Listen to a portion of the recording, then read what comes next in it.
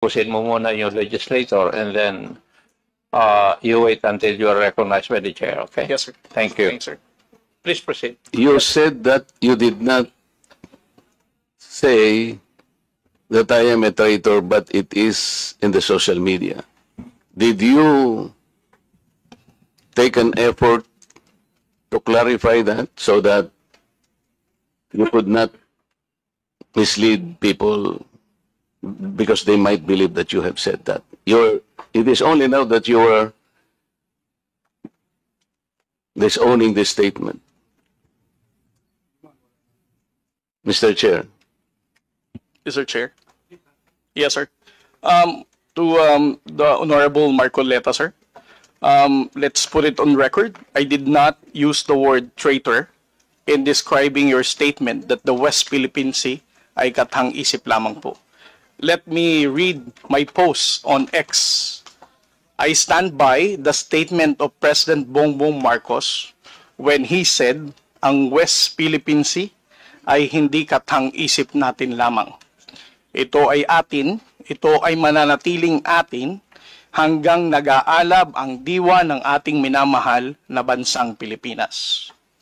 Hearing someone claim that the West Philippine Sea is merely a fabrication of the Philippine government is a disservice and an embarrassment to their entire party, the organization he belonged to, and even their own family. How can the one face the younger generations today and tell them that our exclusive economic zone to the west of our archipelago is non-existent, effectively giving up the fight to assert their rights as Filipinos in the West Philippine Sea? Mr. Chair, sinabi ko ba na katang-isip ang West Philippine Sea? I cannot recall, Mr. Chair. Hindi, kasi ang salita mo dyan, merong nagsabing katang-isip. Sinabi ko ba na katang-isip ang West Philippine Sea? I said I stand by the statement of the President. I did not mention you said it, sir. Meron kang katang-isip na sinabi dyan eh. To whom are you referring that? No, sir. The katang-isip phrase was the President's statement during his SONA. I just merely restated the statement of President Bongbong Marcos Kaya nga, when he you are now delivered it to SONA. Kaya mo lang nilabas yan after I said that there is no such thing as West Philippine Sea. But that is in context of the fact that it is not yet registered in the International Hydrographic Organization. Alam mo, Commodore, ang procedure. Tama. Mr. Chair? No, you have to answer, Mr. Chair. Alam Yes, mo sir. yung procedure kung paano maitatala, kung paano natin papangalanan ang isang karagatan na tayo ang may-ari. You know the procedures, right? With respect to the 19th Congress who passed You the have Republic to Act answer my question, 12064, Mr. Chair. the Philippine Maritime Zones Act, sir, the West. Kindly repeat your question. You know, Commodore, the procedures on how we can register the name of a maritime area that we control or that we believe it is ours. You know the procedures on how Yes, to sir. register. Okay. So, ano na po ba, nakarehistro na po ba, nairehistro na po ba natin yung West Philippine Sea?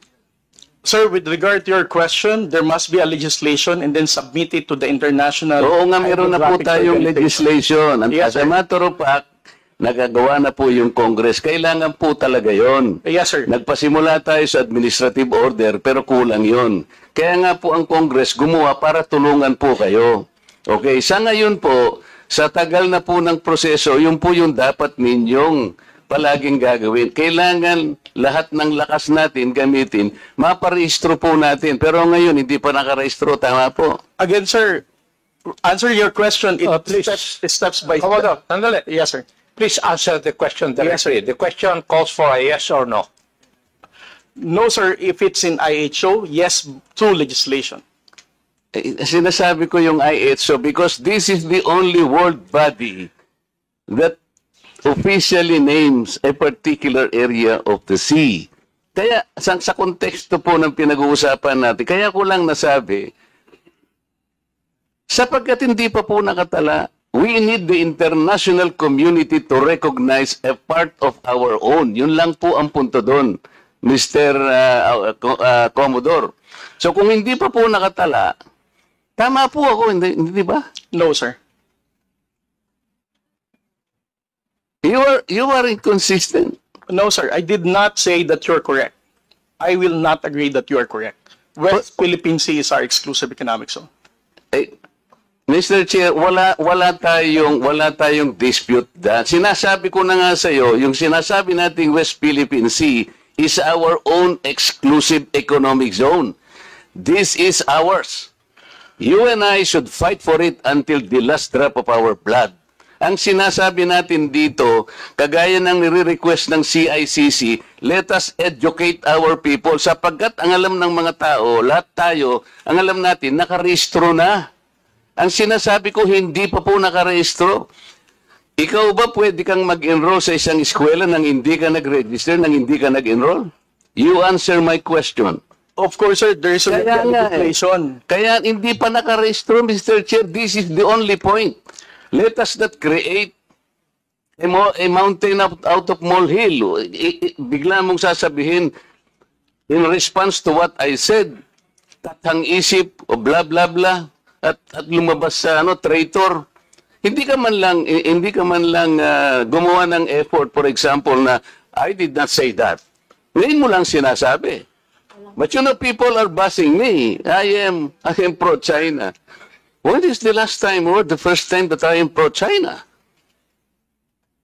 Again, Mr. Chair, I never said that you are a traitor. That is clearly posted on my Twitter Pero account. hindi ka po nagbigay ng paliwanag na sinabi mo sana doon sa social media din.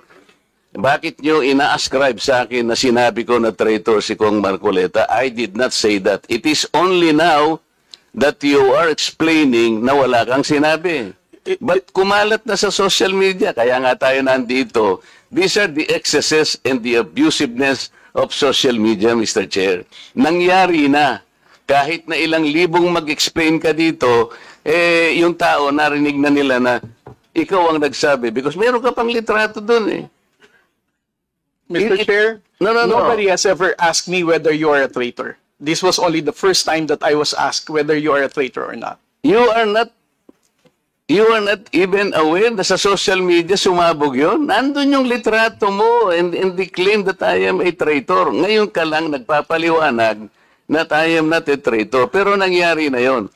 Mr. Chair, I don't think that I'm under in any obligation to respond to all those social media Mr. posts Chair, by bloggers, social he's- media influencers to tell them that Mr. they're Chair. wrong. Siya muna. Sabi niya wala siyang obligation. Finish your statement. Yes, sir. Mr. Chair, Honorable Marcoleta, sir, I think I'm no under obligation to tell all the social media influencers, to bloggers, defend your name, tell them that you are not a traitor. Again, I did not mention that you are a traitor. Those words did not come from me. Why would I go to the extent of defending you and you are running for Senate?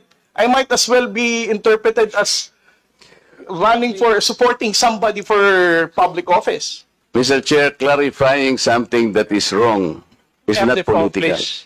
Thank you, sir. Commodore, tinatanong lang ni Honorable Marco Reyes that merong lumabas kang statement. Siguro, binigyan ng interpretation ng ibang vloggers at nasabi na traitor si Honorable Marcoleta. Ang tinatanong niya is, unang-una, alam mo ba ito na gano'n ang nangyari? Would you know? No, sir, because when it became a social media popular post, I was not here in the country. I was actually in the official business outside. So when did you come to know about this? I only came to know about it when Congressman Marcoleta called me gago and mangmang in one of his interviews. So when was that?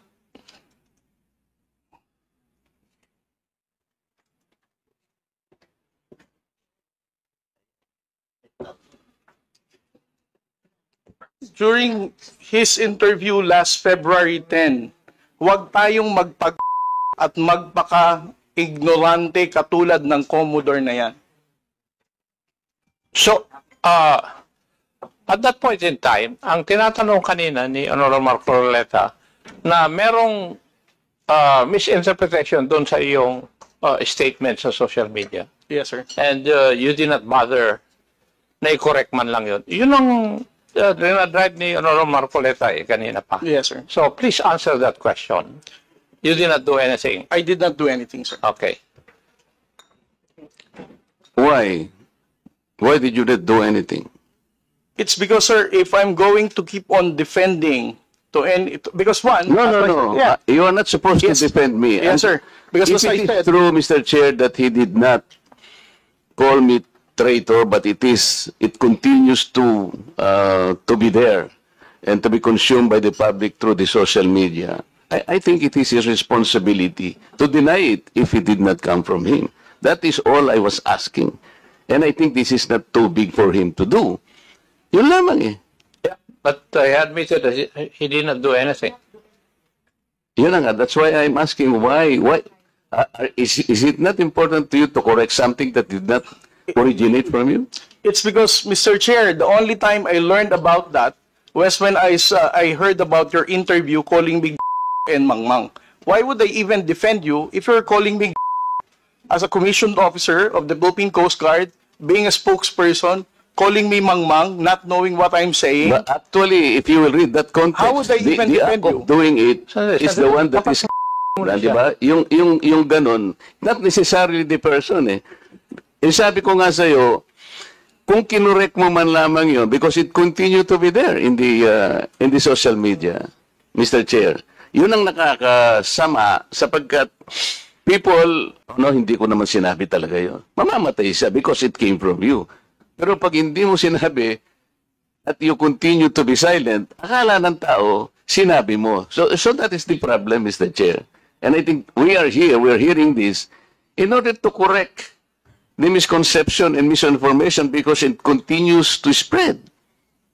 If you get the point, Commodore, Mr. Chair. Mr. Chair, again, sir, kung bakit ko po hindi binawi ay dahil nalaman ko lamang po itong balita na ito na nag-spread siya nung nagpa-interview po kayo na ginagawa niyo po ako. As a human being, how would I defend somebody na ginagawa po ako sa public interview? Mr. Chair, kung titingnan mo yung konteksto ng pagkakasalitaan, hindi ikaw ang ang sinasabi ko rito, let us defend our own nang hindi tayo nagiging o kaya nagiging emotional. It's actually hindi sa tao eh, kung hindi yung act na halimbawa wala tayong ginawa o kaya sinabi natin, kasi nagmumula ako, Mr. Chair, sa pagkakasabi na hindi man lang tiningnan mabuti saan ba nang galing itong narrative.